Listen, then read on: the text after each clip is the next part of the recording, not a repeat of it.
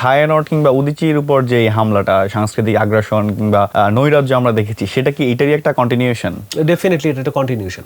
তার কারণ হচ্ছে, দেখুন, ছায়ানট কিংবা উদীচী যেটা বলি, সেটা একটা গানের স্কুল, এটা কোনো রাজনৈতিক প্ল্যাটফর্ম না, রাইট? হ্যাঁ, সো এটাতে আক্রমণ মানে হচ্ছে আপনি নারীদের অগ্রযাত্রা খানিকটা থামিয়ে দিলেন, খানিকটা মানুষের মধ্যে ভীতি সঞ্চার করলেন, আপনি মানুষকে একটু মানে ভয়ে জাগানিয়া পরিবেশ আপনি তৈরি করলেন সাংস্কৃতিক চর্চা থেকে, ওই বহুত্বের চর্চা থেকে আপনি তাকে খানিকটা দমিয়ে রেখে সরল রৈখিক একটা সিঙ্গুলার প্র্যাকটিস, একটা সরল রৈখিক আপনি সাংস্কৃতিক চর্চায় তাকে নিয়ে আসার চেষ্টা করছেন। কিন্তু এইভাবে আসলে এটা সম্ভব হয় না, এবং এই বহুত্বকে ভয় পায় বলেই হচ্ছে তারা এই ছায়ানট কিংবা হচ্ছে